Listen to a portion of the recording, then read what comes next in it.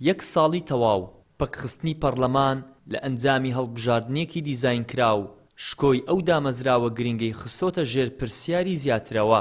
دامەزراوەیەک کە دەبوو لەم ماوەیەدا دەیان کۆبنەوەی ئەنجام بدایە و یاسای بودجەی دەربکردایە، هەروەها کابینەی حکوومەتی پەسەند بکردایە و چاودێری کارەکانی بکردایە، بەڵام نە هیچ کام لەمانەی کردووە، بەڵکو نەیتوانی وەدەسەی سەرۆکایەتی خۆشی هەڵبژێرێت. بەرنامەی کاری دانیشتنی دەستپێکی خولی شەشەمی پەرلەمانی کوردستان دوو حزبی دەسەڵاتدار بە ئارەزووی خۆیان مامەڵە دەکەن و ئەوەی حسابی بۆ ناکرێت پەرلەمان و پەرلەمانتارە. پەرلەمان شکۆی نمایە، بۆیە بەو شێوەیە ڕەفتار لەگەڵ پەرلەمان دەکرێتن، کۆبوونەوە لە ئان و سات و خۆیدا ناکرێتن و سەرۆکایەتیان نابژێرێتن، هیچ حسابێک بۆ پەرلەمانتار ناکرێت. پەرلەمانتارەکان خۆیان لەبوایە ئەوەی قبوڵ نەکەن، خۆیان لەبوایە لە دەرگای هەموو هێزە سیاسەکان بدەن، داوایان لێ بکەن هەڵوێز بنوێنن سەبارەت بەوەی کە پەرلەمان بۆ تا ئێستا کۆ نەبوویتەوە. ناکرێتە پێشێلی یاسا بکرێت بە مەزاج وڵات بەڕێوە بڕێت، دەوێت بە شێوەیەکی یاسایی و دەستوری ئەو وڵاتە ڕێک بخرێتەوە. پەرلەمانتارێکی پێشووی کۆمەڵ باز لە کاریگەریە نەرێنیەکانی پەکخستنی پەرلەمان دەکات و دەڵێت لە نەبوونی پەرلەماندا بۆ گەیاندنی دەنجی هاوڵاتی دەسەڵات لالایەک بە دڵی خۆی خەڵکی گوندێک ئاوارە دەکات، لەلایەکی تریش کوڕی کورد دەکوژێت.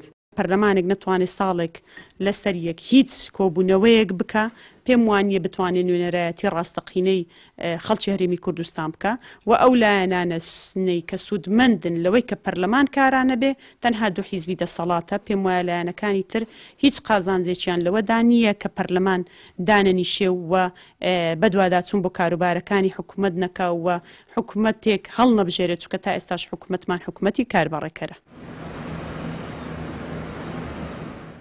پەکخستنی پەرلەمان و بێڕۆڵکردنی پەرلەمانتاران بە جۆرێک کە ناتوانن هیچ کام لە ئەرکەکانی یاسادانان و چاودێری و بەدوەداچوون و لێپرسینەوە ئەنجام بدەن، ئەو بۆچوونەی هێناوەتە کایەوە کە دەست لە کارکێشانەوەی بە کۆمەڵیان باشترین بژار دەبێت.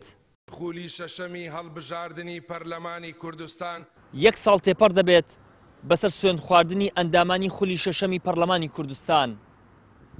پەرلەمانتارانی خولی شەشەم لەو سێ ئەرکەی کەوا هەیەە لە ماوەی ئەو ساڵەدا نەیانتوانیوە هیچ کامێکیان جێبەجێ بکەن کە ئەرکەکانی بەدواداچوون و یاسادانان و چاودێریکردنی حکوومەتی هەرێمی کوردستانە. ئیدریس محەممەد، کەناڵی ئاسمانی پەیام، هەولێر.